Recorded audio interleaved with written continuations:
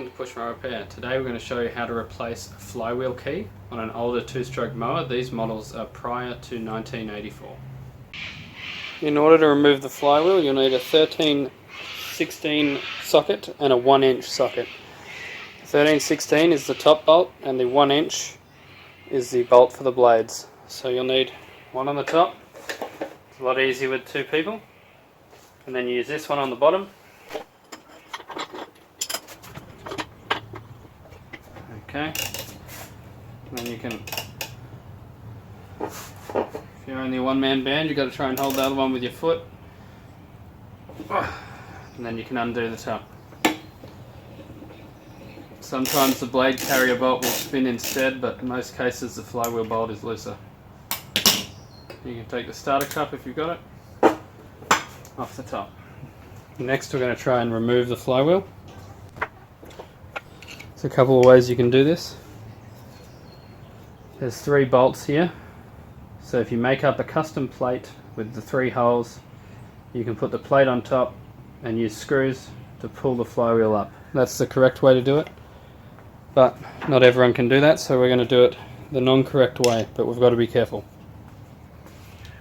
So you need some screwdrivers or pry bars, and you get both sides at the same time. You may have to go around both sides like so.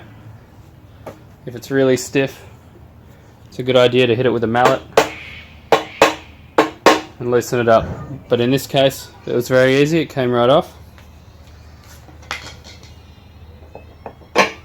There we go. Flywheel's off.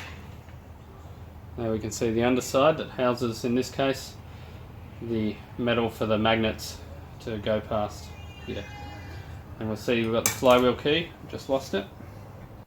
Here we can see the groove for the flywheel key. So as the flywheel rotates, the shaft rotates together. If you have a problem where you impact the blades heavily, the flywheel key can shear. And when it shears, the timing of the engine will be wrong, and the engine won't start or it will run erratically. And that's when the flywheel key needs to be replaced. Okay, this is the flywheel. We can see the groove for the flywheel key there. And there it is on the front. And so in usual running, the flywheel key will sit in that groove like that. If the flywheel key's been sheared, the part that interacts with the shaft is often missing. If it's really bad, or if it's not too bad, you'll see the shaft has pushed that soft metal and the flywheel key has a groove out of it. In our case, we can see the flywheel key is square, it's solid, it's in good condition. If it was damaged, we'd replace it before we reinstalled.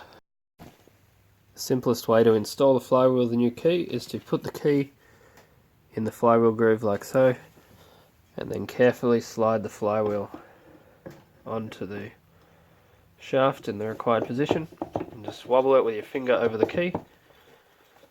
There you see the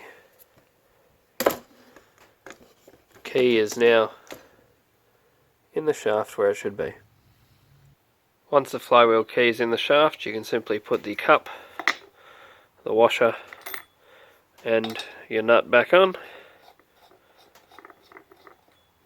Tighten that up properly and then reinstall your cowling and you're finished that job.